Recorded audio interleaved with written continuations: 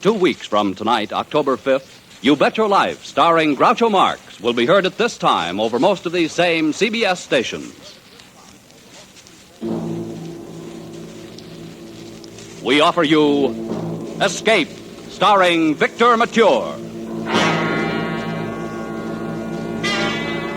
Escape, designed to free you from the four walls of today for a half hour of high adventure. You are camped in the dry mountains of Mexico. 100 yards from a treasure in buried gold, a beautiful girl is sitting across the fire with a gun. And somewhere out in the night, a horseman waits, like the girl, for you to make just one mistake.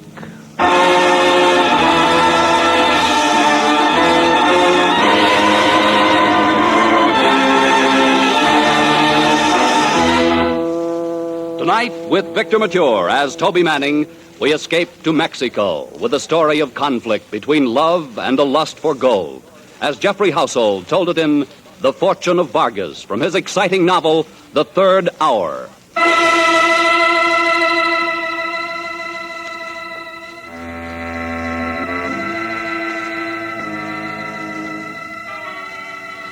It was dark and hot.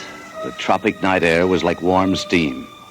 Night sounds drifted over from the docks. And from the native quarter of Panama City, I stood outside the hotel entrance and looked up at the lighted window on the third floor where Bately was waiting.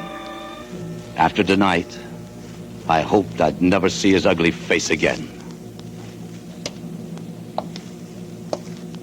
Somehow, I had to make the break.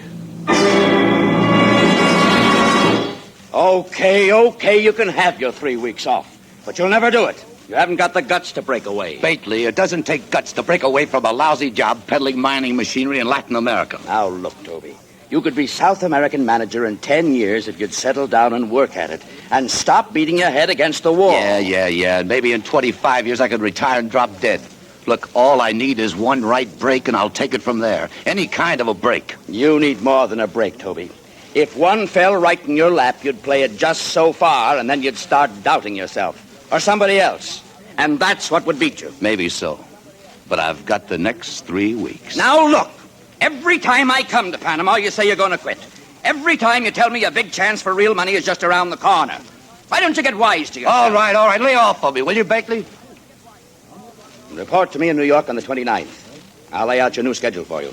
Don't count on it. You'll be there, all right. I'll give you odds on it. I'll bet you don't do a thing except sit in the sun for the next 3 weeks.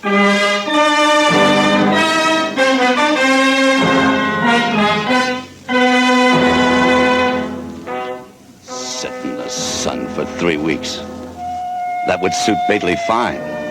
To see me come crawling back again. Well, I didn't have a definite plan, but I knew I'd keep on the move. I was so fed up with Bately, the job, mining machinery, I'd have jumped at anything. A guy in a mood like that can get into plenty of trouble. And 3 days later, I found it. Gracias al Dios. Bienvenido, Senor Manning. Welcome back to Colón and to the Café Madrid. Hi, Emmanuel. What's new? New? Pues nada, amigo. The world grows older, but that is not new. Here. Siéntese, amigo. Sit down. Thanks. How's business? Say, the place is empty. Pues sí, sometimes good, sometimes bad, but never it is interesting, senor. In fact, I have said to myself, with a life of this kind, I am, how do you call it? Fed up? Hey, sí, senor. Yeah, so am I. Look, why don't we team up and start a revolution somewhere? Ay, caramba. I was in one once in Mexico. I was a capitan with General Lara. No, we were defeated. Lara was ambushed somewhere around Torreon, wasn't he? Sí, amigo. We were outnumbered and he was killed. But I was more lucky. I walked 300 kilometers to the seacoast, escape on a Dutch freight ship. Ay, caramba. I hope I will never do that again. Yeah, I hope so, too. You know, there's not much profit in revolution. All right, let me have a rum, Manuel. See.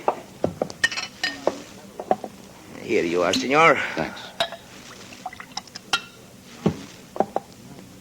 You were wrong about the revolution, Senor Manning. In Mexico with General Lara, I made a fortune like a man never dreams about.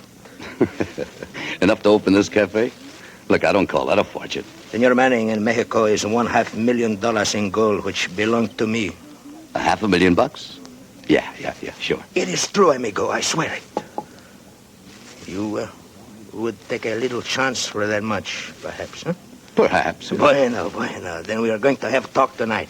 I have already decided that before you come here this time. I don't get it. What do you mean? Why you think I ask questions from you always when you come here, huh? You tell me. Because I wish to find out if you are right man for the plan I have. I have decided you are, bueno. Well, then, let's talk. Tonight at my casa. Why not now? You think there is no danger for one who knows the secret to a fortune? One must be careful. A fortune? The big chance. Come on, Manuel. Let's get over to your casa and start dealing the cards.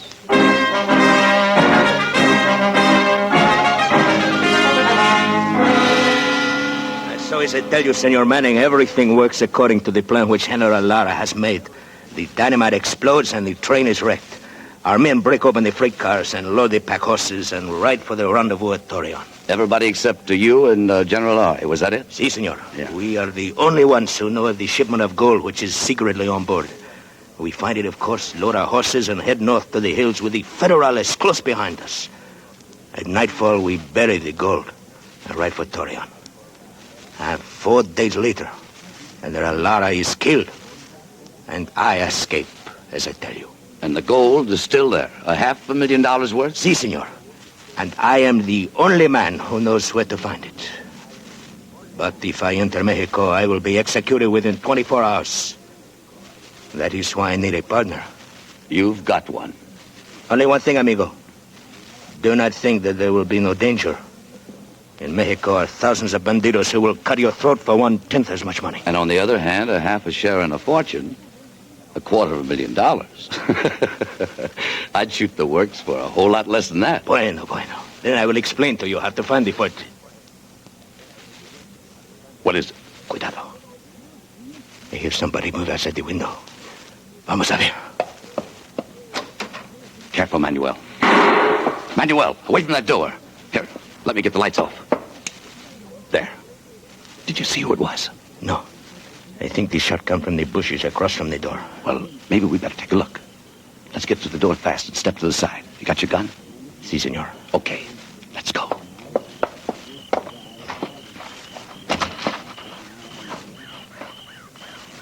I do not hear anything, senor. No, and it's as black as a hat. I'm going across, Manuel. Keep me covered. Bueno.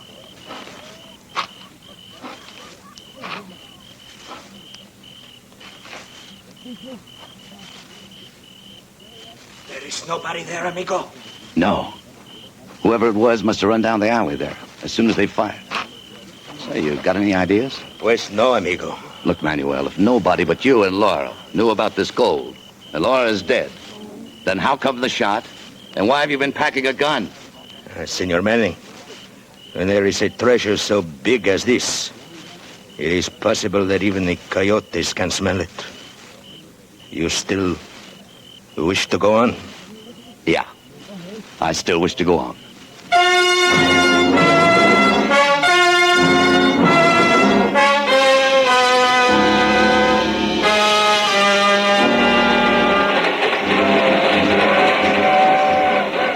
3 days later, on the train between Mexico City and Durango, I got a few of the answers, or thought I did.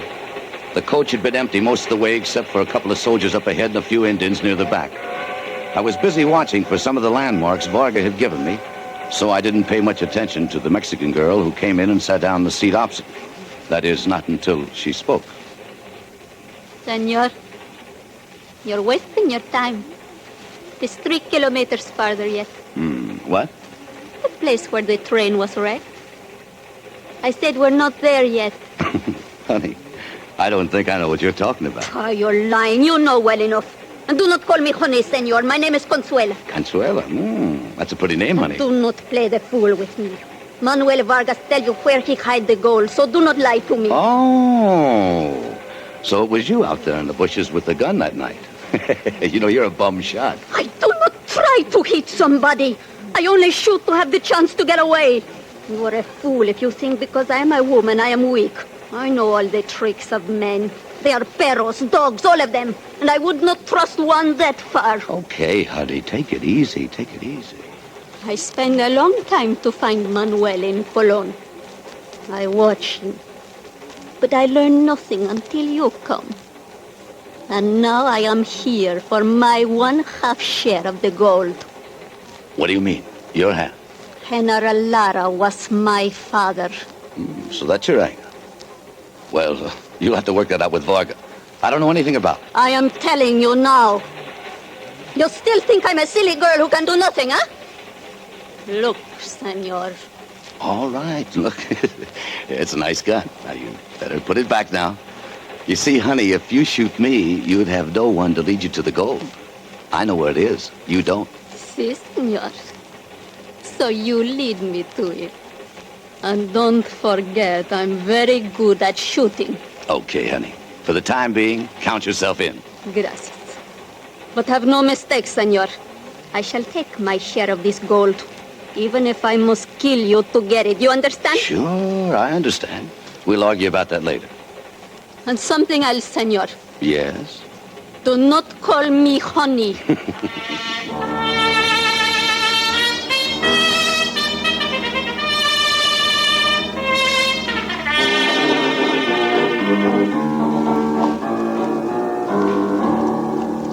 Bueno, señor. ¿Todo está listo? Yeah, I guess we're ready to pull out. How about it, Consuelo? Si, senor, whenever you wish. Well, thanks a lot for your trouble, Senor Pascuales. Say, you know, it looks like you've rented us 5 of the best horses in Durango. Es nada.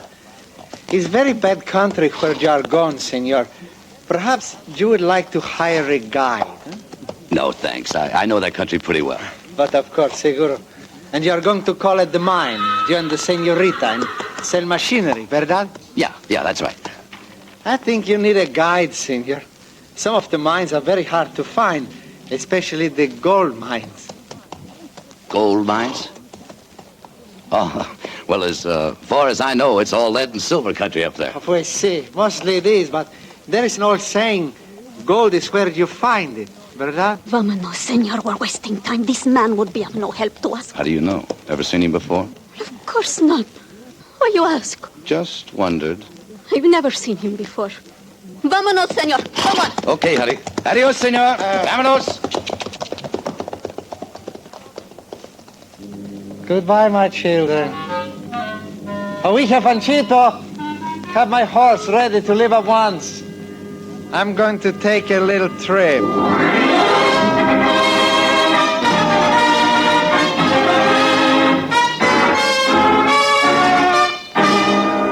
You are listening to Escape, starring Victor Mature.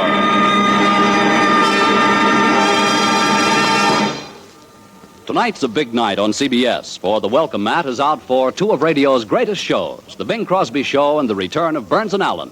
In just a little while, over many of these same stations, Der Bingle will be on hand with his songs, his humor, and his guests, comedian Abe Burrows and Peggy Lee.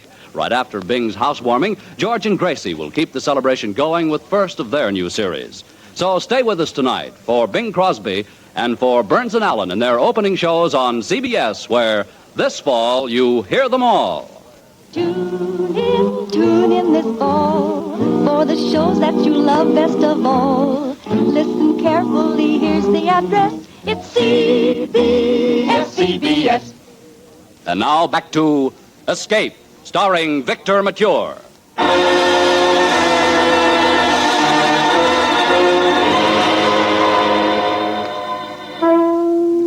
We camped at dusk about a quarter of a mile from the spot where the train had been dynamited. Vargas had given me directions, starting from there. After we ate, I lit a cigarette and rolled up in my blanket and watched Consuela across the fire. She was worth watching. I kept wondering about several things, but mostly who the horseman was who has been following us all day. I'd seen the dust cloud hanging back a mile or so behind us ever since we left Durango. I didn't say anything about it to Consuela. I still hadn't decided what I was going to do about her.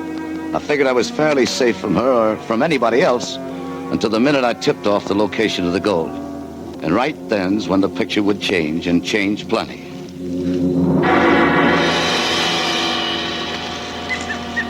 Senor Manny? Why you stare at me like this? Just wondering some things. Things? What things? If a girl like you would really kill me just for gold? I do not trust anybody, senor. All right. But let's drop the senor. Make it Toby, huh? You wish. It's of no matter to me. Toby. Look, suppose I made a deal with you. String along and don't start any trouble until I get the gold to New York. Then if you're really Laura's daughter, I'll try to get Vargas to agree on a three-way split. 1/3 for each of us. What do you say? I think I do not like it. In New York, I will be in strange place. Here I'm at home. Here, too, I have gun. ¿Quién sabe? Well, think it over anyway. It's your best bet. I'm going to turn in now. We'll start early in the morning. Pues, see, I will think it over. But, senor, Toby, Yeah? I wish you to know that I do not trust you either. Okay, honey. I do not trust anybody. You understand that? Sure, I understand. Good night, Consuelo.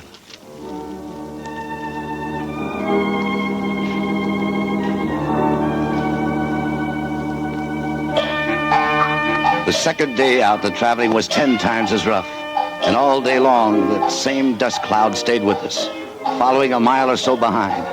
I knew there'd have to be a showdown sooner or later, but not yet. When we finally made camp at nightfall, I was dripping with sweat and dog-tired, and Consuelo was slumped in her saddle. All of Manuel's landmarks had checked out during the day, and although she didn't know it, the gold was supposed to be buried within 100 yards of our camp. This was the night to trim the cat's claws.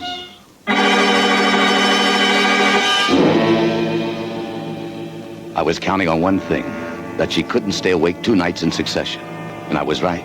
By 2 hours after dark, with the full moon barely above the horizon, Consuelo was sound asleep. I slid out of my bedroll and moved quietly around the fire towards her. I knew the gun was under the blanket at her head, so I bent over her and slowly, gently slid my hand under her and found it, eased it out into the open inch by inch, and dropped it into my pocket. I'd forgotten about her knife until it glinted in the moonlight. She leaped from the ground and came for me. Pero ladrona! I lunged for her wrist, grabbed her, I hung her up. While she struggled, twisted, fought like a panther. As small as she was, I could hardly hold her. Let me go! I couldn't get hold of her other hand. And I wondered the knife. The knife might slip loose at any second. Back and forth, we fought in the moonlight, stumbling and slipping, but staying on our feet. I could see only one thing to do. I pulled her towards me, bent her arm back, and twisted. Drop it, Consuelo. Drop that knife. No! Drop that knife! Sorry. You should have dropped it. You broke my arm. No, it's only sprained.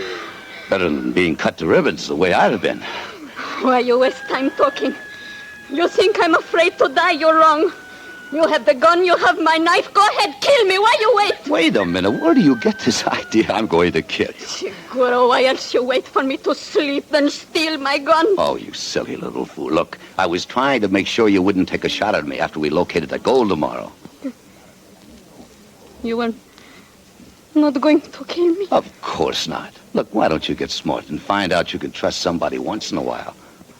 Now, wake up now and get some sense in your head. Get your hands off me! I'll shake some sense into you if I have to... Dad, you're hurting me!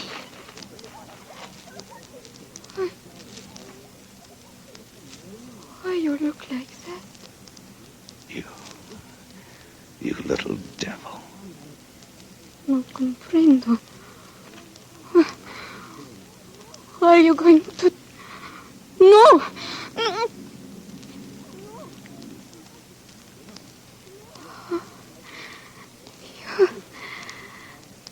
You kiss me. Yeah. Why? I don't know. I think you're going to kill me, then you kiss me. Yeah. Here. Here's your knife. But just now you take it away from me. I know. But look, you better keep it for protection. I do not understand. Never mind. Just take it. Gracias, senor. Yeah. Well, I'm going to turn in now, and look, you'd better get some sleep, too. We got a tough day tomorrow. And, honey, if you decide to cut my throat during the night, make a clean job of it. Toby, are you awake? Toby. Yeah. Buenas noches, Toby.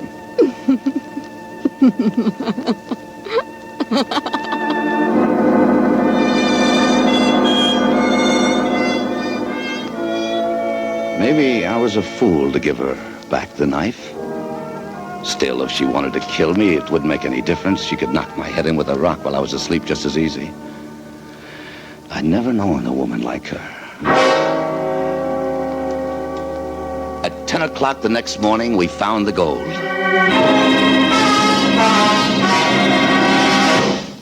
That is all, Toby.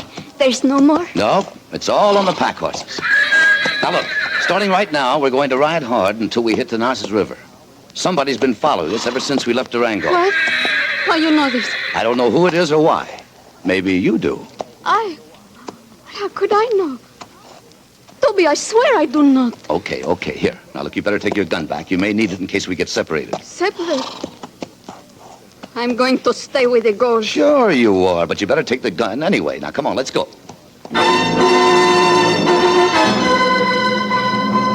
Mile after mile, we pushed our horses on the trail to the north, riding most of the day over broken basalt rock to hide our trail. There was no dust cloud to show whether anyone followed, but I was sure somebody did. I was hoping to reach the Narcissus River before the showdown came. I knew there was only a rope bridge over the Nero gorge, and once across, I would cut the ropes and close off any further chance of being followed. So we pushed the horses and rode, hour after hour. By late afternoon, Consuelo complained more and more, being tired, wanted to stop and rest. And I couldn't be sure she wasn't trying to slow us down.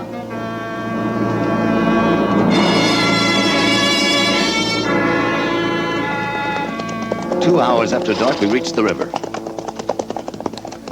Toby, the bridge there ahead of us. Oh, I'm so glad. I'm so tired. You're not alone, honey. Lucky there's a moon. This thing's no cinch to cross in the dark. He looks very weak.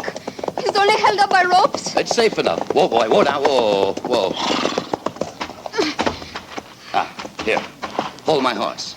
I'll lead the pack animals across on foot. Toby, be careful. Are you worried about me or the gold? Hurry, please. Take them across. Wait. I think that will not be necessary, senor. You will put up your hands. Do not move. Can you see him? He's in the shadow, right by the bridge. It's Pasquales, that guy in Durango. Were you expecting him? Toby, I swear to you that... Bastante, senor. You will drop your pistol on the ground. Very slowly, please.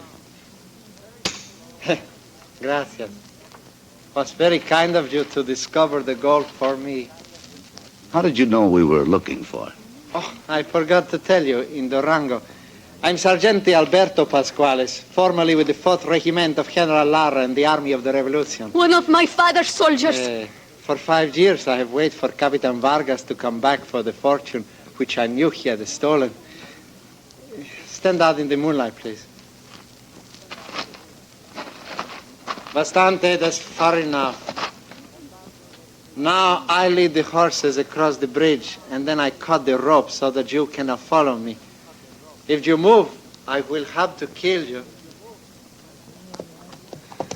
Toby. Quiet and don't move. He does not know I have a gun. No, Consuelo. No! No, don't! Don't! I had you move!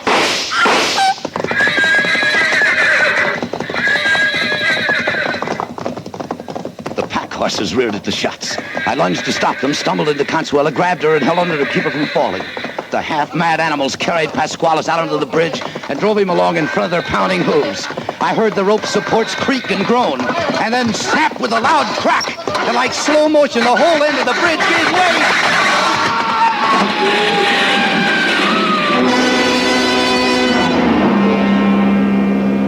Pasquales and the 3 pack horses loaded with gold had plunged down into the gorge below. Toby, I'm hurt. Very bad. Hurt?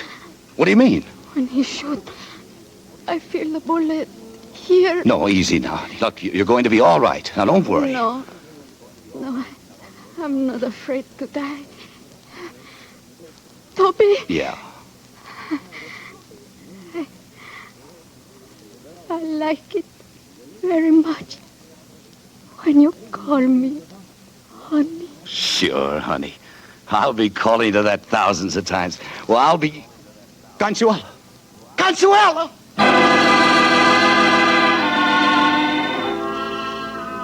I knelt there in the moonlight, holding her in my arms, with the bare brown hills of Mexico around me, and cursed myself for a fool.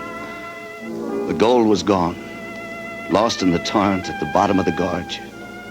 But it didn't seem to matter very much. I'd found a greater treasure. And because I had too little faith, that treasure lay dead in my arms. I lowered her gently and sat there for a long time. Then I picked up the gun she died trying to use. The empty gun I'd taken the cartridges out of because I didn't trust her, and threw it into the gorge. Then I dropped down on the ground and wept.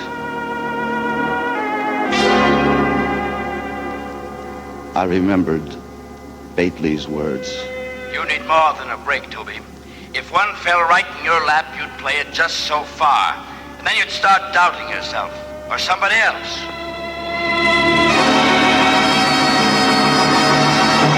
I told you you'd show up, Toby. You even got here a day early. Yeah, I know, Bately. Well, let's settle up my schedule. You must have had yourself quite a vacation. You didn't find the big chance, did you? No, I didn't find it. Well, what'd you do? Just sit around in the sun for 3 weeks? Come on, tell me about it. Didn't anything happen? That's right, Bately. You hit it square on the head. Nothing happened. Not a thing.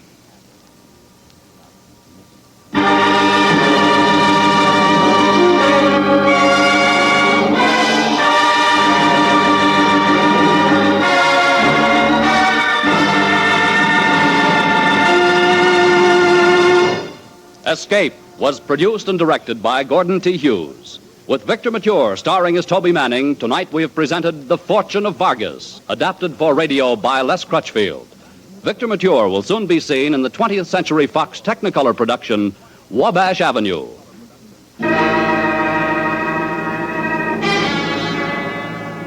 Next week, we escape with Van Heflin, starring in Joseph Hergesheimer's terrifying story, Wild Oranges. Good night, then, until this same time next week, when once again we offer you Escape, starring Van Heflin.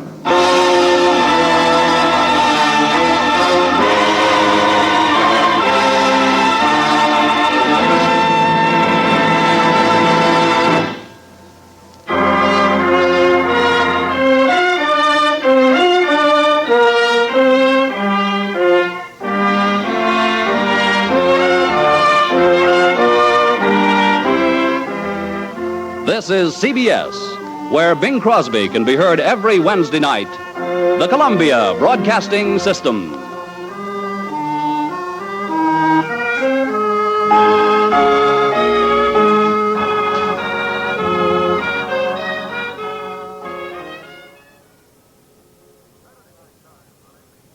Saturday night chimes on NBC mean a full hour of fun with Dennis Day and Judy Canova. Dennis always appears perplexed and bewildered. But one thing that doesn't perplex him is how to make a popular ballad come to life in his thrilling tenor voice. And there's music also on the Judy Canova Show, plus comedy in the mischievous Canova manner. That's Judy Canova and Dennis Day, tomorrow night over most NBC stations. My boss is the smartest and the stubbornest, the fattest and the laziest, the cleverest and the craziest, the most extravagant detective in the world, Nero Wolfe.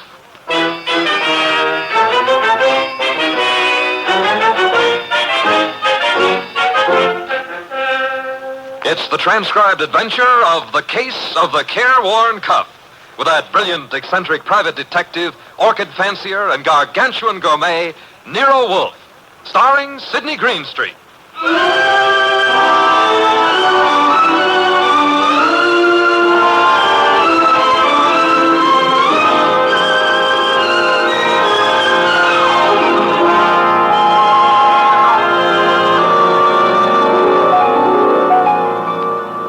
place is Nero Wolfe's office. At the moment, the world's greatest motionless detective is sitting in the chair which was built especially to support his 300 pounds. His eyes are closed, and he's making sounds through his nose.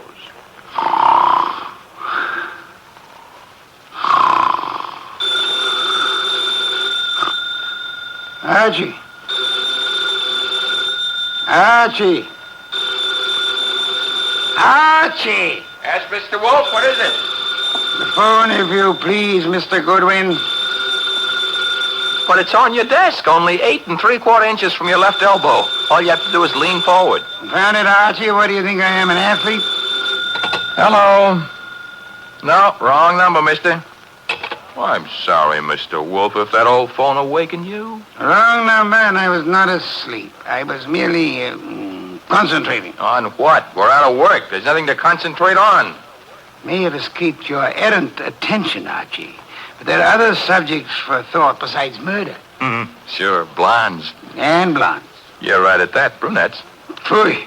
That's not a nice thing to say about any girl, even if she does happen to be a brunette. Archie. Yes, sir? Go away. You annoy me. Suppose I did. Who'd get you beer for you? Fritz. Tonight happens to be Fritz's night off. However, you can always get your beer for yourself. Don't be an idiot. There are exactly 23 steps between here and the kitchen. As you very well know, I abominate strenuous physical activity. 23 steps times 2 is 46. You could walk very slow. Nonsense. Now that you mention it, I happen to be mildly thirsty, Archie. Would you... Now that I mention it, you'd better let the beer go for tonight. Why? Our stock is running low. You being careless? I've been careful, because something else is also running low. What? Money? Fiddlesticks, there's plenty in the bank. Sure, but very little of it is yours. Mr. Wolfe, do you remember that batch of orchids you bought last week? Course I do. Magnificent and very rare specimen. I got a magnificent bill for him this morning, too. It was large? It was large. Confound it, Archie. I shall have to do some work. You turned down half a dozen cases in the last few weeks. One of them may still require me. Most of them hired other detectives. However, there is a Mr. Wenceslas who might still be in need. His problem is what? As I remember, he's being followed by midgets. He wanted you to do something about it. Not that he minded the midgets so much. It was the elephants they were riding. The man needs a psychiatrist, not a detective. Anyone else? I can check my files, but I don't think... Ha-ha! Saved by the bell. Another cliche like that, and I shall... Answer the phone yourself? Assassinate you. See what it is. Okay. Hello? Yes, Mr. Wolfe is in. Yes, he'll be in. He always is. What? But... That was a Mr. Charles Porter. He was in a hurry. He's on his way over right now. Should be here in 10 minutes. Prospective client, I trust? $1,000 worth of prospective client. Splendid, Archie, my beer. Okay, but, look, I'm not sure you're going to accept his offer. Indeed? What does he want me to do for his paltry fee? That's the point. If I heard him right, he wants you to do nothing.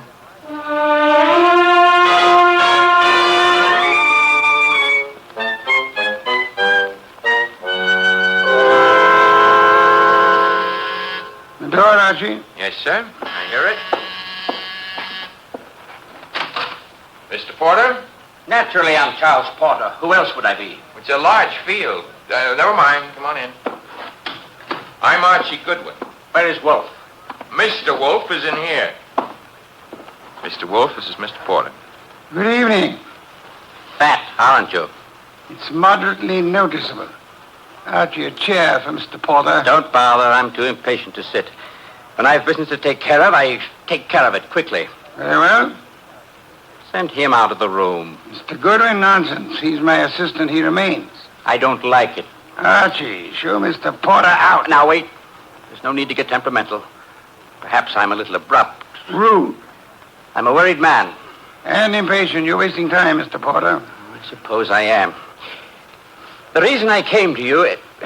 Young man, what are you doing with that notebook? Getting ready to make marks in it. But... Oh, never mind. Mr. Wolfe, you have a client named Dorothy Spencer. Have I? There's no need to be coy about it. I happen to know. Then you know. I want you to drop her. Drop her? Refuse to handle her case. Close the books on her. You know what I mean. Why should I? The girl has no money. I have. That doesn't answer my question. And perhaps this will. Appear to be a small package of dollar bills. It happens to be $1,000. Archie, will you? I will. It is $1,000. Thank you. Mr. Porter, Yes? you're paying me $1,000 in order that I refuse to act for Miss Spencer. Nothing more. That's right. What does she suspect you of? I said nothing about... Well, that is... You must know that as well as I do. Possibly, and nevertheless, what does she suspect you of? Being a blackmailer. Whereas your occupation really is? I'm a musician. Pianist. I'm appearing nightly at the Windsor Hotel. Archie, have you made out a receipt for Mr. Porter? Yep. Give it to him and show him to the door. Okay. Mr. Porter? Mr. Wolfe, I want your assurance that the entire affair is definitely finished. My association with Miss Spencer, you mean? You have my assurance that it is.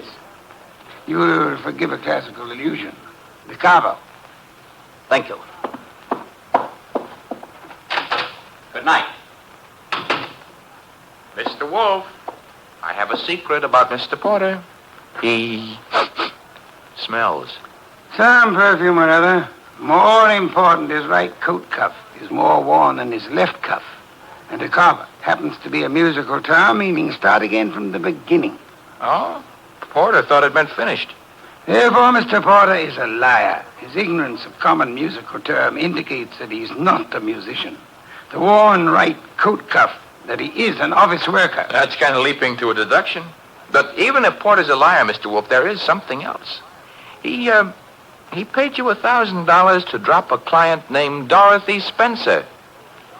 Mr. Wolfe, you never had a client with that name.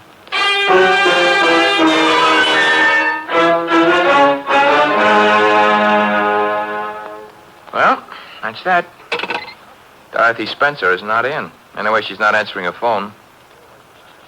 Mr. Wolfe, I said... I know what you said. That a comment? I'm worried. Mr. Porter may have assumed erroneously that Dorothy Spencer had employed or was intending to employ me. That does not explain why he lied about his occupation. Maybe he didn't lie. After all, your deductions could be wrong. Phooey. Okay. Take care of that right now. I'm phoning her. Hello? Windsor Hotel? Get me the manager's office. Thanks. Could you tell me if a Charles Porter plays the piano? It's... Uh-huh. She sounds blonde. I see. Thanks a lot. What do you do after work? Oh, so long. She goes home and beats her husband. About Porter, Archie. Bad news. He does play the piano at the Windsor in the move room. So where does that leave your deductions? Untouched, of course. Let me think. Yes, naturally. Naturally what? I came to the conclusion that Mr. Porter was an office worker. We have just discovered that Mr. Porter is not an office worker, therefore... You were wrong. I am never wrong. Therefore, the man who was here is not Charles Porter. Mr. Wolfe, do you think a man of your weight should climb out on a limb like that? Fiddlesticks. Look up Porter in the phone book and call him. Okay. It'll take a second. Archie, the phone company's best friend. Yep, here he is. What do I ask him? There'll be no need to ask Mr. Porter anything. Just phone. You're the boss. Yeah. Have to say something to the guy. Hello. I'd like to speak to Charles Porter. So would you. Who's... Oh, Stebbins, huh? Yeah, that's right, Archie. Oh. No, don't bother why I called. It's a coincidence. Goodbye. You know who that was? No. That was Sergeant Stebbins, Sergeant Pearlie Stebbins. I might add, as though you didn't know, that Stebbins happens to be a sergeant in homicide. Indeed. You expected this. I still don't know what your conversation was about. It was about Charles Porter, who maybe was a liar, but who isn't going to tell any more lies on account of he was just shot to death.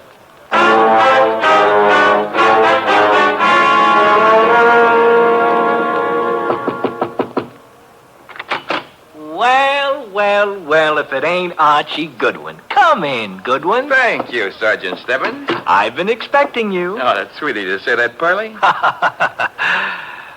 Hey. Yeah, hey. He don't look good anymore, eh? Guys who stop bullets with their face never look good. Pearlie, you've been robbed. I did. That corpse is not Porter. Now, relax, Goodwin, relax. His fingerprints were on file and they check. His girlfriend says he's Porter. If he could get up and talk, he'd tell you he was Porter. And what makes you think he isn't? Well, because when he visited us earlier tonight, he looked different. Not much, but... You said girlfriend? Yes, I said girlfriend. She's in the next room mopping up. She kind of broke down when we brought her here. You brought her here? Now, don't tell me what her name is. Why shouldn't I? It's Spencer. Dorothy Spencer. Ooh, that's what I was afraid of. Sergeant, Oh. Ignore him. He comes with the woodwork. His name is Goodwin, Miss Spencer. Archie Goodwin. Find what you were looking for? What I was looking... Somebody's gone through this place like a minor league hurricane. You? What business is it of Of mine? None, maybe. On the other hand, Nero Wolfe might have other ideas. Matter of fact, I'm sure he'd have. Miss Spencer, why don't you go see him? The address is 601 West 35th Street. I don't see why... You want your boyfriend's murderer found, don't you? Now listen, Goodwin, the police are working on this. Sure, they'll see to it nobody harms a corpse. Goodbye, Miss Spencer. Don't forget that address, 601 West 35th Street. Believe it or not, you used to be a client of ours.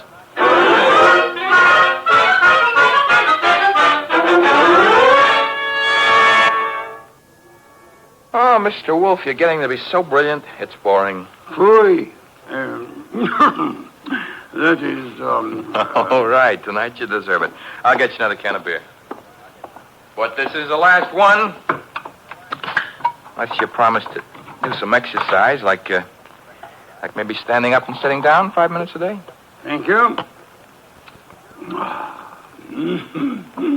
And why should I indulge in such idiotic behavior? Well, after a while, you might be able to see your shoes.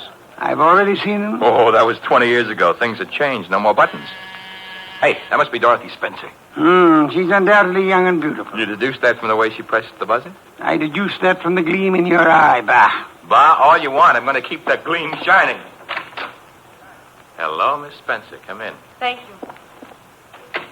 Mr. Wolfe. Is the large sitting-down gentleman behind the desk. This is Dorothy Spencer, Mr. Wolfe. You will forgive me not rising. It is due to a necessary conservation of energy rather than rudeness. Archie, a chair. Sure. Here you are, Miss Spencer. Thanks. Now then, Miss Spencer, have the police found anything but dust in Mr. Porter's closet? Why, no. You were engaged to Mr. Porter? I was. That ring you're wearing, he gave it you? Yes. May I see it? Well, all right. Here. Thank you. Expensive.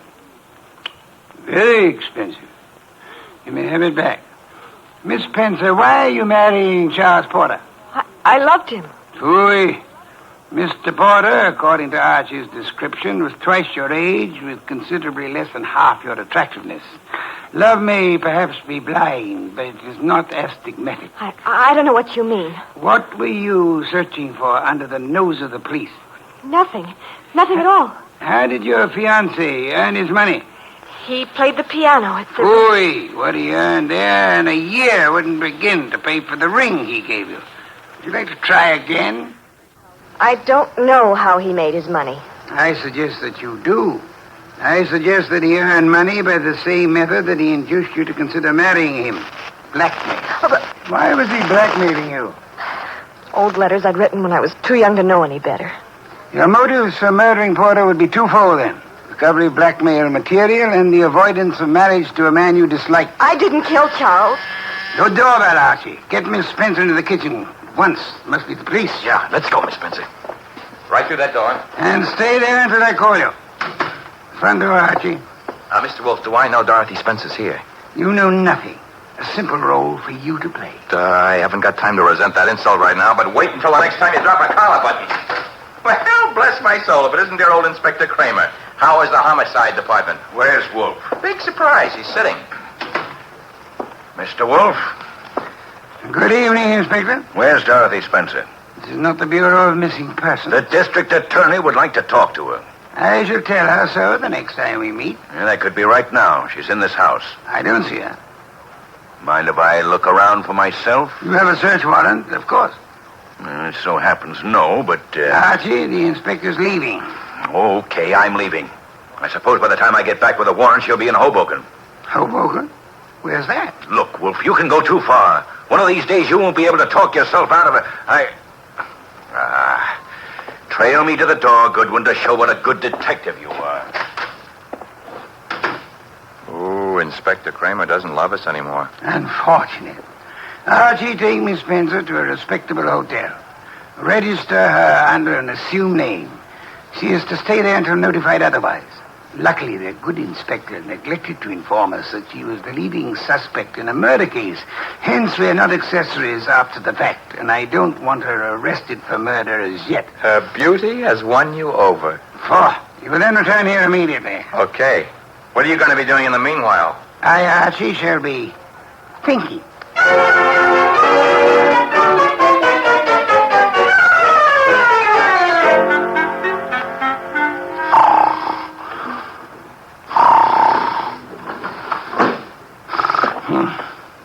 Archie? No. No, not Archie. Our impatient and non-musical friend came in through the window. How are you, Mr. Not Porter, of course? Where's the girl? Question is beginning to bore me. I don't know. I think she's here. So did the police.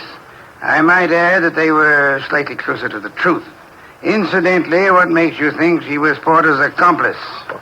She must have been. Nonsense, she wasn't. Porter was blackmailing her, just as he was blackmailing you. In her case, it was letters. In yours, a previous criminal record, perhaps, that your employers might be interested in. I want to know where she is. Maybe this would help you remember. Good heavens, don't point a pistol at me. It annoys me. The police, I should think, opened the door for them like a good fellow. Oh, no.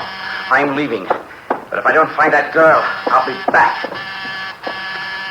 Knock the blasted thing down if it isn't open. All right, Wolf. I've got the search warrant. Also, no doubt, a fine tooth comb. Bah. By the way, Inspector. All right, boys, cover the house. All right, Inspector. Well, what did you want? As your men go through the house, will you have one of them shut the back window? I've just had a burglar, and I suspect he left it open. Unless the matter is attended to, the house might be filled with fresh air. Well, what's the matter with that? Fresh air, deadly poison. It clogs the lungs. And may I point out that the warrant you're clutching in your hot little hand is not a lease on the house. Finish your search quickly, if you please, and then... why not try Hoboken?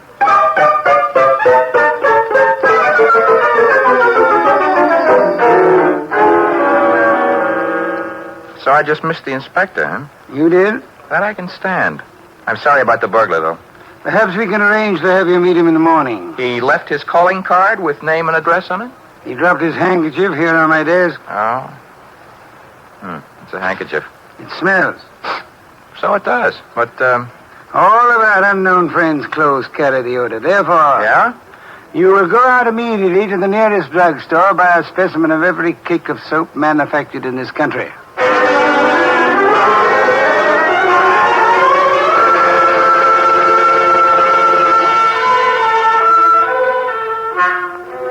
Mr. Wolfe? Mister? No. I never realized just how many different brands of soap are made in this country. You should listen to the radio more often. So far, we've sniffed at 37 cakes. None of them smell like porter. Let's see. 38. Hey, let me have it, Archie.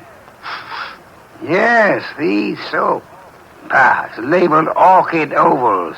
I should say basically mislabeled. Orchids have no odor. Our task for the evening is finished. Why? All we know is the guy washes with a basely mislabeled soap. No, the odor wouldn't have been so persistent in that case. Unquestionably, our visitor works for a soap company that makes Orchid Ovals. Every employee of a plant in which perfume in large quantities is used inevitably carries the odor on his clothes. Oh. And you already deduced he works in an office. Uh-huh. I go see him in the morning? You do? You know, Mr. Wolfe, what with hiring rooms for girls and paying visits to a perfume factory, I'm beginning to feel like a maiden aunt. No one would ever mistake you for a maiden aunt, Archie. Thanks. Is that another deduction? Maiden aunts rarely need a shave.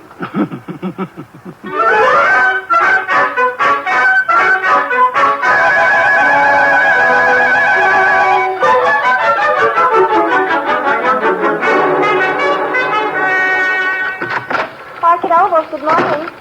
1 moment, please. Oh, can I do anything for you, sir? Yeah. That is, let's postpone that question and slip in another one. I'm looking for one of your office people. In his 40s, 5'10", brown hair and eyes, speaks in a sharp, quick voice. He owes you money, too. Who owes me money? Mr. Wheeler, the man you were describing. He owes everybody money. In spite of the fact that he's office manager and makes lots and lots of money. How much does he owe you? Oh, not an awful lot. It won't break me if I don't get it. Is he in yet? Well, he was, but he went home. He was sort of sick. Sort of? He got a phone call from somebody and rushed out. Too bad. Well, I better scram. Well, you didn't answer my question yet. I'm off at 5. My name's Gwen. Goodbye.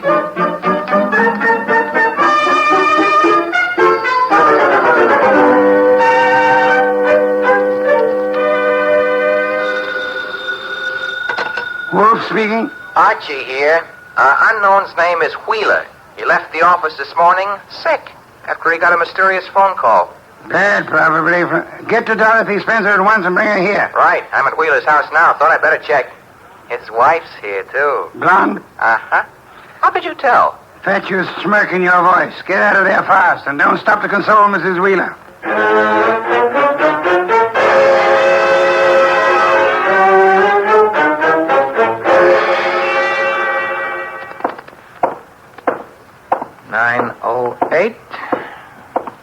Room 909. Miss Dorothy Spencer.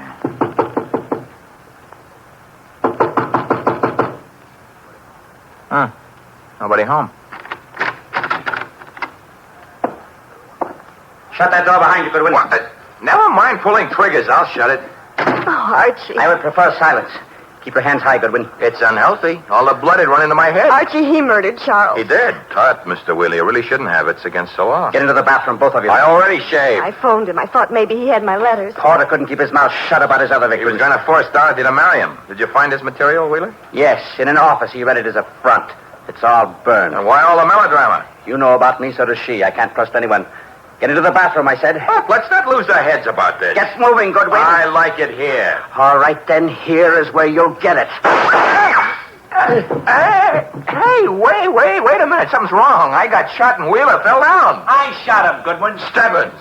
Dear Sergeant Stebbins. Oh, you little flat-footed angel. It's lucky for you my flat feet got staked out here in time. Just for that, I'll buy you a pair of arch supports for your next birthday. But I'm beginning not to believe this. You had it all figured out? Well, not exactly. Well, that is... Wolfe sent you here. Well, he kind of phoned in and suggested one of us shoot down here and do some rescue work. That old devil. Hey, you're not kidding.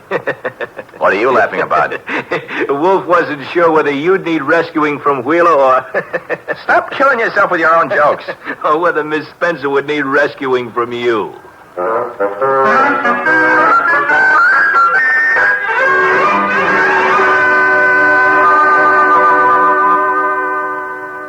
You've been a very foolish young woman, Miss Spencer. I suggest that in the future you exercise more care in your correspondence. Oh, I shall, Mr. Wolfe, but how can I ever thank you? Well, one way would be to listen wide-eyed while he explains how he solved the case. I have no intention. Oh, come on, Mr. Wolfe. Stop stalling. Please, Mr. Wolfe. Well, I'd be very happy to. As a matter of fact, I'd like to see anyone try to stop me. A man came to me, offered me $1,000 to drop a client I didn't have. Why? Because obviously he wished to direct my attention to that client. Me? You, Miss Spencer. Now then, he identified himself as Charles Porter, a musician. And I tested him and discovered that he knew nothing of music. The da capo routine. Precisely. Therefore, he was an imposter. His purpose? Yeah? To indicate by no means subtly that enmity existed between Porter and Dorothy Spencer. Huh? Thus, when Porter was found murdered, I would presumably be convinced that Dorothy Spencer, balked in her effort to enlist my aid against Porter, had resorted to most foul and bloody murder. Most foul and bloody murder is very fancy, Dorothy. Shows he likes you. I thereupon asked myself, why should an unknown seek to convince me that Dorothy Spencer was Porter's murderer? And you answered yourself? One reason only, because he himself intended to murder Porter, as he did. For which peccadillo he has, thanks to Sergeant Stebbins' accuracy with a revolver, already paid with his own life. Quod erat demonstrandum. Latin for that's what you wanted to know. I think you're wonderful, Mr. Wolfe, and I'm going to Be careful. kiss you. Archie, Miss Spencer is a very dangerous young woman. Today I feel brave. Do you, Archie? Very brave. What are you doing tonight? Nothing. Let's do it together. Bah. Oh, is that Mr. Wolfe? I said bah. Would you very much mind conducting your romance elsewhere? I would not. And do so at once. I have a very important matter to attend to. Goodbye, Mr. Wolfe. Goodbye. Night, sir. Very important. Very important.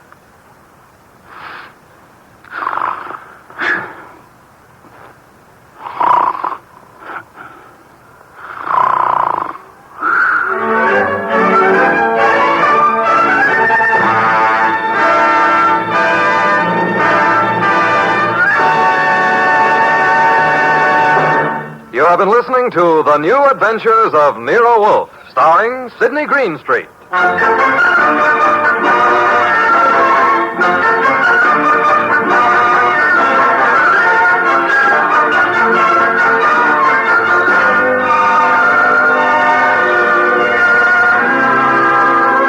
Tonight's transcribed story was based on the characters created by Rex Stout, produced and directed by J. Donald Wilson. In the cast were Lamont Johnson as Archie Goodwin, and Jane Webb, Peter Leeds, Bill Johnstone, and Wilms Herbert. Next week at this same time, Nero Wolfe and Archie will bring you The Case of the Dear Dead Lady. Don Stanley speaking.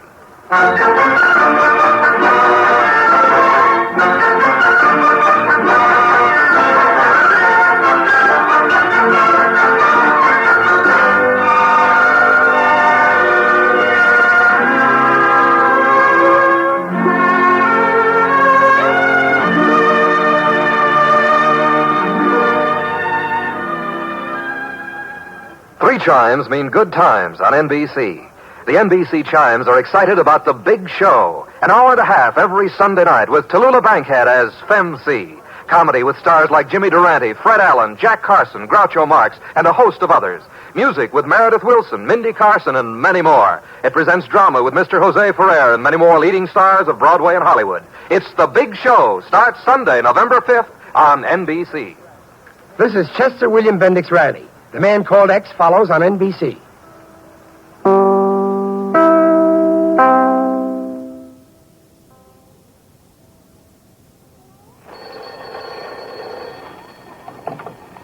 Hello? Hello, Harriet. It's Mother. Oh, hello, Mother. Did you have a nice time at the luncheon? Oh, yes, it was a lot of fun. You should see her new silver. It looked just beautiful. And why not? America's finest silver plate is 1847 Rogers Brothers. Tell your mother she can say that again. What did Ozzie say? He said you can say that again. What's that, dear? America's finest silver plate is 1847 Rogers Brothers.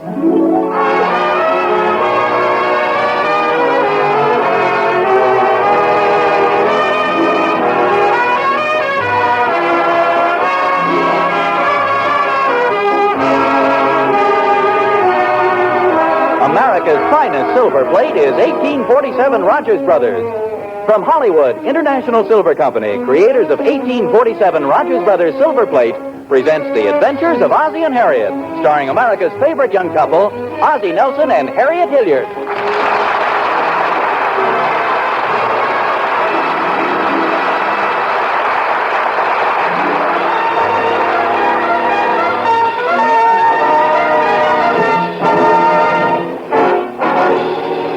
Okay, coppers, I'll talk.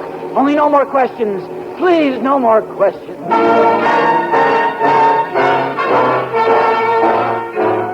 According to our detective fiction writers, there was a time not too long ago when police authorities often resorted to prolonged and uninterrupted interrogation of criminal suspects. This was known as the third degree.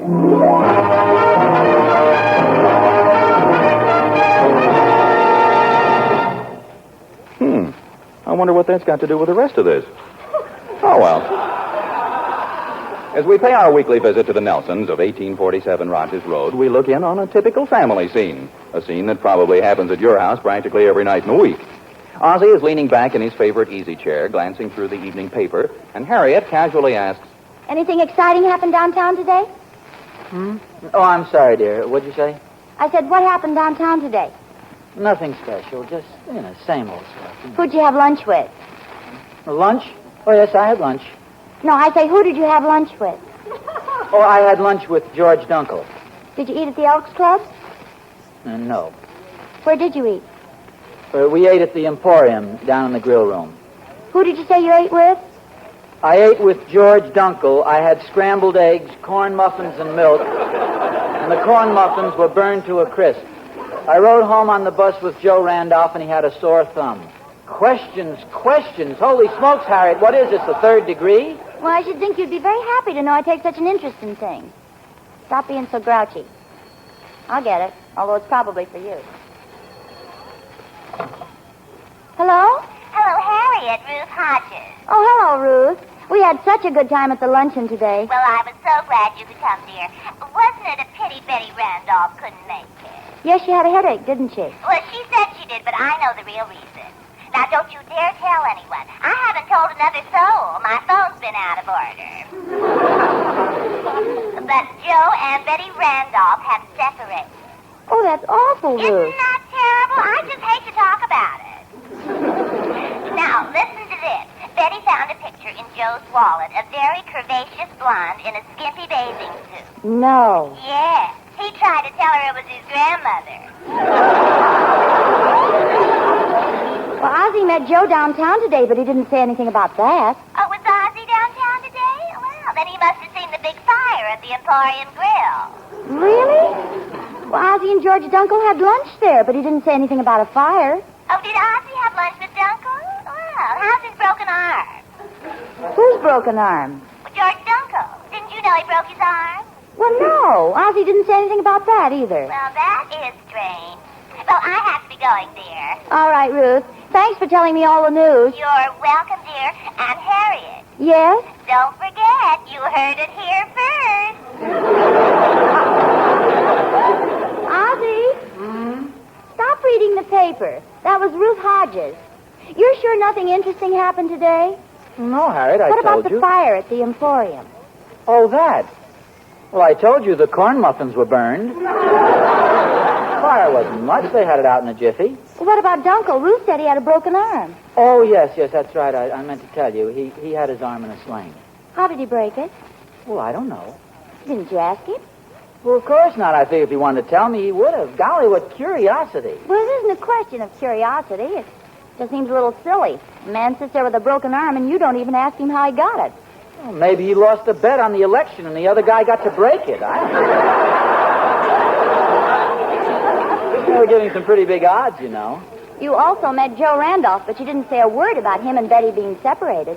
Well, Harriet, I remember distinctly telling you he showed me his sore thumb. Now, what's that got to do with them being separated? Well, his wife bit him on the thumb. Why are women so curious about things? It's curiosity that caused Joe all of this trouble. It was really his wife's fault. Oh, she finds a picture of another woman in his wallet, and it's her fault they're separated. If she hadn't been so curious, she wouldn't have found it. Joe doesn't know how the picture got in his wallet. He's never even seen the girl before. Did he tell Betty that? He tried to. He kept shouting it over his shoulder all the way down the street. Hey, Mom, David's got a girl that carried her books home from school. Oh, keep quiet, you little blabbermouth. David, don't talk that way to your brother. Well, he is. And, Ricky, you stop teasing David. Nothing wrong with his having a girl if he wants to. You never had a girl, did you, Pop? Ozzie, would you point me out to them? Yes, I've had a few girls in my time. Did you ever carry their books home, Pop? No, they always carried mine. Harriet, show the boys where the calluses used to be on your hand. What's your girlfriend's name, David? Oh, now, wait a minute, Harriet. Don't start giving David the third degree. The girl's name is his own business. I don't mind telling Pop. Her name is Mildred Marshall. Her name's Mildred Marshall, Harriet. Now, what else would you like to pry out of the boy? She's a very nice girl, just a little younger than I am. We're both in the same class in school. She sits right across the aisle. She's got blonde hair and blue eyes and just a few freckles. And she only lives a block from here. Guy, she's plenty smart, too. Her father works in the bank, and they got a big house. How long have you known her, David? Harriet, can't you see he'd rather not talk about her?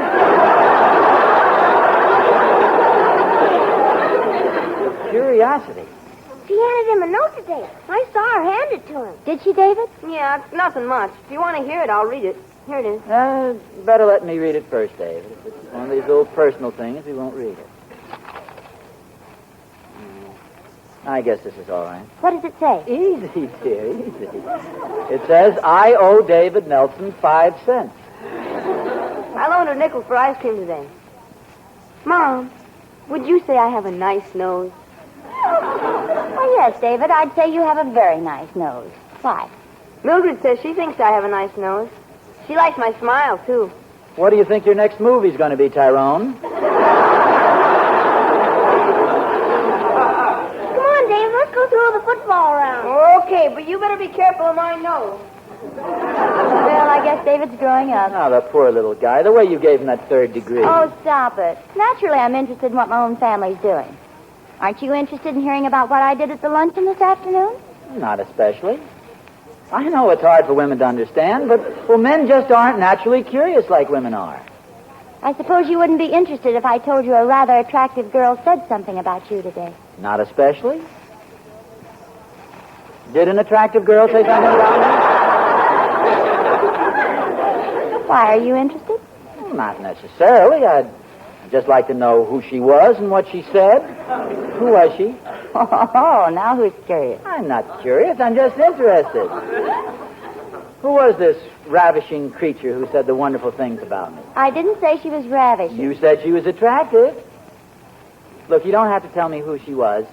Just give me a little hint. What kind of a little hint? Well, her name.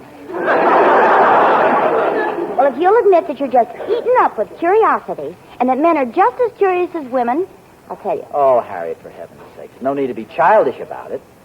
Just because an attractive girl said something nice about me. Who says she said something nice? Well, she must have said something nice so you wouldn't be afraid to tell me who she is. I'm not afraid to tell you, dear. I'm just not going to tell you. Now, you're just being ridiculous. Let's drop the whole thing, shall we? Just because some woman named... What'd you say her name was?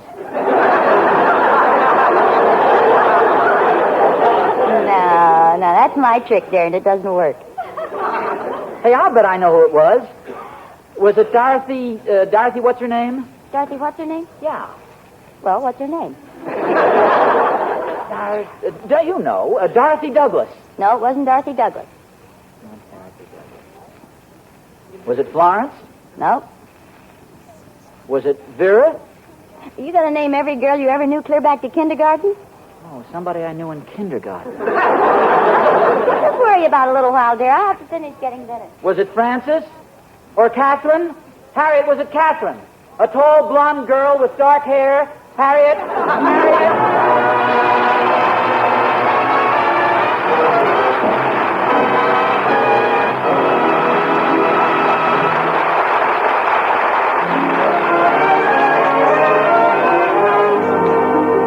Well, Ozzie Nelson can say what he wants to about feminine curiosity, but I don't know. In certain situations, it's a very good thing. Like when a woman is buying silverware for her home. Now, there's an instance that demands curiosity, because naturally, she wants only the best. And before she makes her choice, she'll want to know many things about the silverware she sees. She'll question its beauty and workmanship, its quality and durability, the way it will fit in with her scheme of decoration. And you know something? More than likely, she'll choose the beautiful silver plate made by 1847 Rogers Brothers. Because 1847 Rogers Brothers meets every one of those tests perfectly. Its beauty and workmanship are unexcelled. No other silver plate in the world can match its lovely features. And the 4 stunning 1847 patterns, Adoration, First Love, Eternally Yours, and Remembrance, are designed to suit every taste, every scheme of decoration.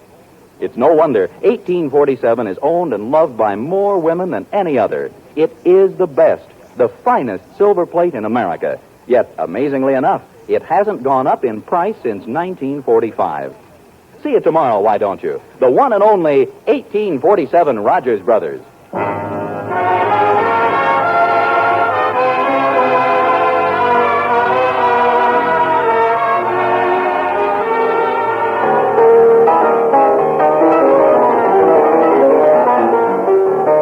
Historians tell us that in times of great emotional stress, Chopin, Beethoven, Bach, Gershwin, and others whose lives haven't even been filmed yet, all these great men sat down at the piano and thundered out their problems, their frustration.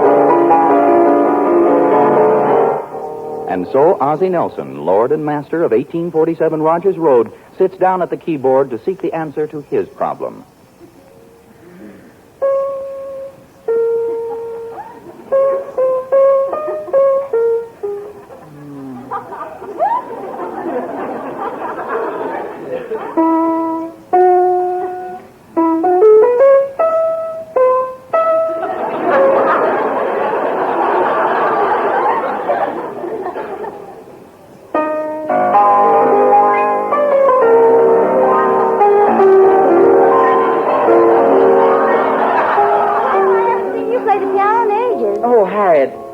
Have you ever thought how many songs have been written about girls' names? Oh, yes, lots of them.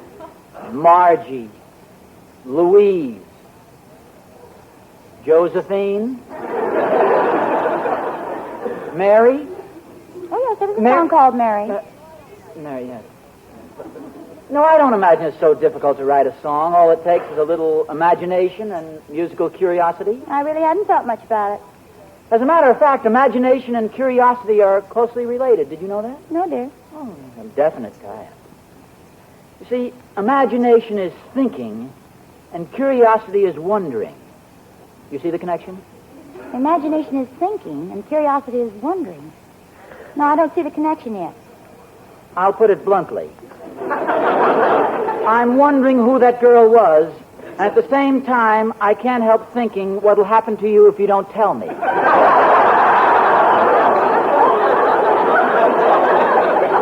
I can't hold out any longer, dear. You're so curious now your face is green. My face isn't green from curiosity. That's my tall grass aftershave lotion. I'm going to end your torment, dear. I made the whole thing up. Made what up? The girl. You talk so much about a woman's curiosity, I thought I'd do something to arouse yours. I think I did a pretty good job. Harriet. No matter how beautiful she is, regardless of what she said, there's no reason for you to hide it from me. Ozzie, honestly, I made it up. What you're really trying to say is you're sorry you mentioned the thing. There's no need to be jealous about it. What difference does it make? Just because this gorgeous thing has a schoolgirl crush on me?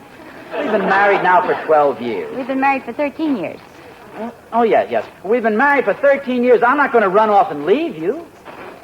What was that silly thing you called me when we were first married? Your hubby-wubby? I'm still the same. Perhaps a little more wubby, but still your hubby. No, believe me, dear, I made it up. There was no girl. Oh, Harriet, please. It'd be different if it was something important, but this is much ado about now, nothing. Don't lose your temper. Well, it burns me up. Here, I don't care whether you tell me or not, and you won't tell Well, if you don't care, dear, why don't we just forget about the whole Fine, thing? we're just getting upset over nothing. But will you tell me one thing? What, dear? Now, this is completely off the subject, just an afterthought. Yes? What is the girl's name?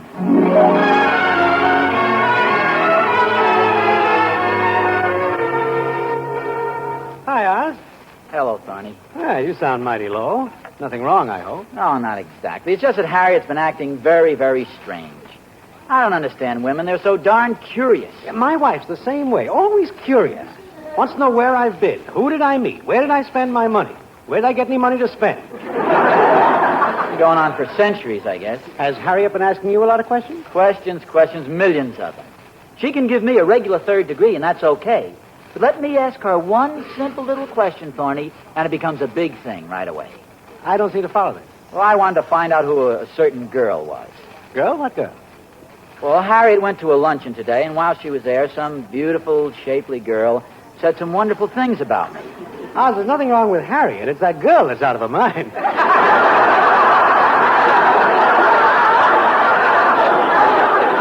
For goodness sakes, Thorny, can't you ever agree with me?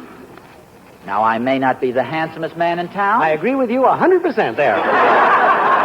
As I was saying, I may not be the handsomest man in town, but to somebody, I may look like Robert Taylor. Now, that's believable, isn't it? Is that what the girl said? You look like Robert Taylor? Is it believable? Is that what she said, huh? Is it believable, Yes, Thorny? it's believable, but is that what she said? Well, no. I thought not.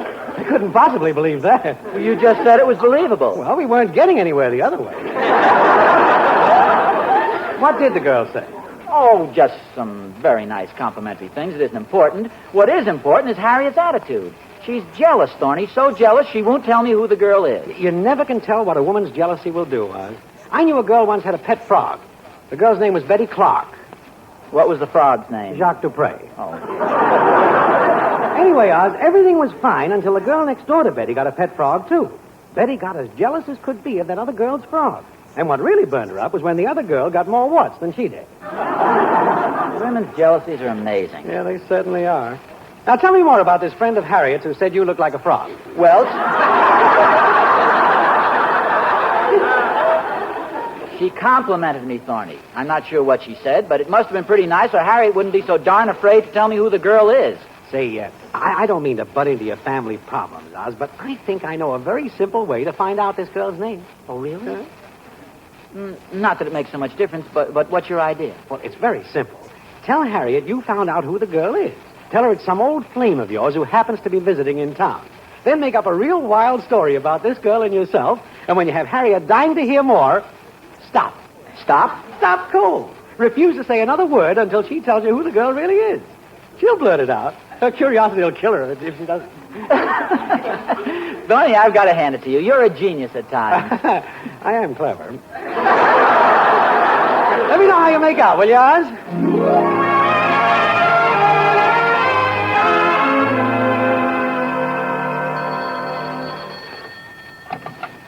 Hello? Hello, Harriet. It's Mother. Hello, Mother. Anything wrong, dear? You sound kind of worried. Oh, it's nothing serious. It's just Ozzie's a little peeved at me. Is it anything I should know about, dear? Oh, it's really nothing. I told Ozzie there was an attractive girl at the luncheon today who said something about him. That's what he's angry about? No, he's mad because I won't tell him who the girl is. Well, then why don't you tell him? Because there isn't any such girl. I made the whole thing up just to arouse Ozzie's curiosity. To show him that men can be just as curious as women. Oh, I see. Well, I hope you know what you're doing, dear. I hope so, too. Ozzie thinks I won't tell him the girl's name because I'm jealous. Well, you know how curious men are, dear. I'm not going to tell you what I'd do if I were you, but if I were you, I'd tell him. Well, there's nothing to tell, Mother. I just told you I made the whole thing up. Well, I don't like to interfere, Harriet, but why don't you just make up a name, any old name, and then he'll be satisfied and forget about the whole thing. Yeah, I think you got something there, Mother. Let's see. How about Mary Jones or Betty Brown? Oh, no, dear. Make up something that sounds like a real name. Okay, I'll think up a good one. Thanks, Mother. You're welcome, dear. And, oh, Harriet. Yes, Mother? Be sure and let me know how it works out.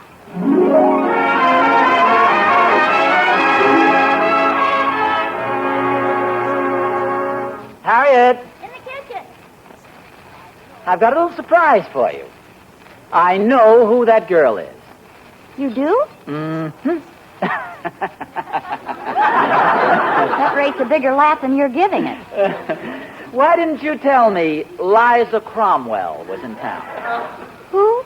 Oh, come now, don't pretend you don't remember Liza. She was your competition when we first started going out together. Liza Cromwell? What a girl. Dark, flashing eyes, ruby red lips, rich auburn hair, and a turned-up nose. That was Liza. What, nobody?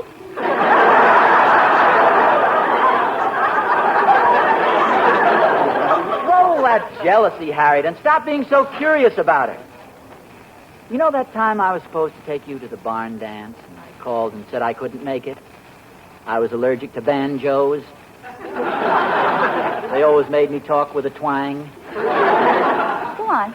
Well, actually, it was just an excuse. I'd forgotten that I already had a date with Liza Cromwell. We went out to the amusement park. The Ferris wheel stopped on top, and you know how you're strapped in. I was absolutely helpless. Sounds interesting. Well, when we got off the Ferris wheel, we went in the tunnel of love. We had a whole boat all to ourselves. We got where it was good and dark. I put my arm around her, and that's all I'm going to tell you. All right, dear. Yes, sir? Put my arm around her, and that's all I'm going to tell you.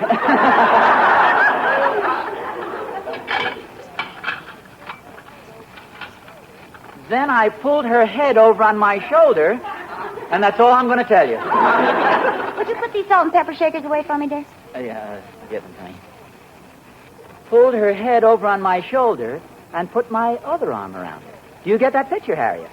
Her head on my shoulder and both of my arms around her. But that's all I'm going to tell you.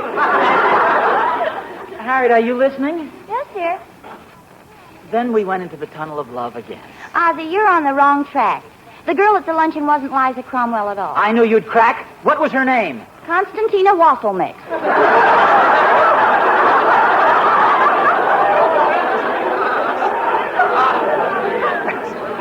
Constantina Wasselmix. Well, I don't seem to recall... She used to sit 3 seats behind you in the 2nd grade. Well, I still don't recall it. What was it she said about me, this wonderful compliment? She said you had the dirtiest fingernails in class. Are you kidding me? What makes you think that? Well, in the first place, Constantina Wasselmix sounds phony. I don't know why it should. I just made it up. You made it up? Well, of course, I told you before there was no girl. I just made up that story. Honestly? Cross my heart. Of course, it really doesn't matter to me one way or the other. Yes, I know, dear. Because you aren't curious. I'm glad you realize it. You go on in the living room and read. I want to do these dishes. It's ridiculous. Of course, you might ask me if I want any help. Ask you a question and have you think I'm curious? Will you get that, dear? Come in, Thorny. Hi, Oz. I just had to come over and see how you made out. Did it work? Yeah, Thorny. Constantina Wasselmix. Oz, I didn't come over here to be insulted. I'm not insulting you, Thorny. Well, come on, tell me about it. Did you give Harriet a story? Oh, yeah, quite a story. All about a girl named Liza Cromwell. Who cares about names? What I want to know, did it work? It more than worked, Thorny. I not only got the business settled about the girl at luncheon, but I got a confession off my chest that's been bothering me for 13 years. What are you talking about? The story I told Harriet. It was true. I used to go with a girl named Liza Cromwell, but I never had the nerve to tell Harriet. Hi, Harriet. Go on, Oz. Yes, go on, dear. Oh, Harriet. I didn't hear you come into the living room. What were you just saying about that story being true? Oh, there's no use starting. I just said that. I heard you walk up behind me, and I thought I'd have a little fun.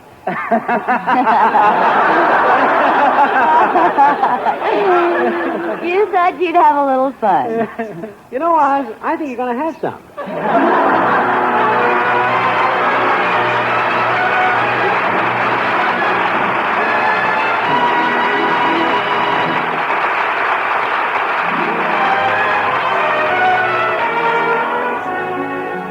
Ozzie and Harriet will be back in just a moment.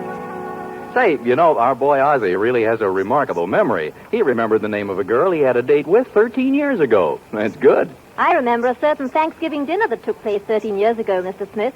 Maybe you'd like to hear about it. Oh, indeed I would. What happened? Well, it was the year we moved from England and settled down here on Rogers Road. We were asked out to dinner on Thanksgiving Day, and one of the things that made it so memorable was the silverware on the table. It was 1847 Rogers Brothers silver plate, the first time I'd seen it, and I fell in love with it right away. Its richness and beauty seemed just perfect for that gleaming festive table. Well, 1847 Rogers Brothers will hold a shining spotlight on a great many Thanksgiving tables this year, too. Mine included. I'm the proud owner of 1847's first love pattern. Really a lovely one. Mm-hmm. And the unusual height and depth of that stunning first love ornamentation is a perfect example of 1847 Rogers Brothers' exceptional workmanship. In fact, everything about 1847 Rogers Brothers makes it the silverware you just naturally want to own. And the wonderful part is that 1847 is so easy to buy. The stunning 52-piece chest with 8 place settings in it costs under $65, for instance. Don't you think it would be a fine idea if every woman listening had a set of 1847 Rogers Brothers on her Thanksgiving table, Mr. Smith? There's still 4 days to get it, you know. Would be wonderful. But anyway, friends, see 1847 Rogers Brothers as soon as you can. 1847 Rogers Brothers, the finest silver plate in America.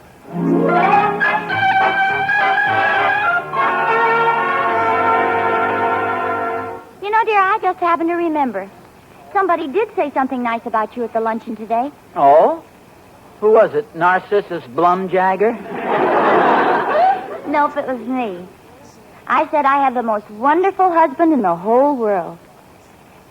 You sure you're not saying that just so I'll let you put your cold feet on the small of my back? Oh, darling, how can you say that?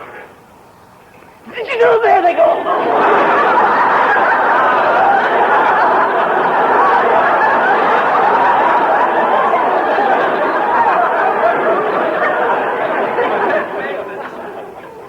Harriet, tell me this. I hate to sound curious, but how can a woman possibly have such a mellow disposition, such a warm, sunny smile, and such icy cold feet?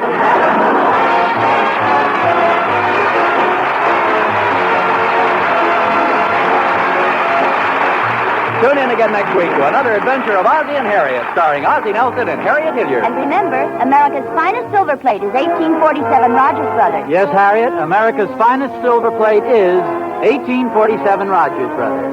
Appearing in support of Ozzie and Harriet were John Brown, Henry Blair, Tommy Bernard, Lorene Tuttle, and Mary Jane Cross. This program originates in the Hollywood studios of the National Broadcasting Company and is broadcast over the Trans-Canada Network of the Canadian Broadcasting Corporation.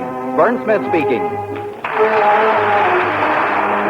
This is NBC, the National Broadcasting Company.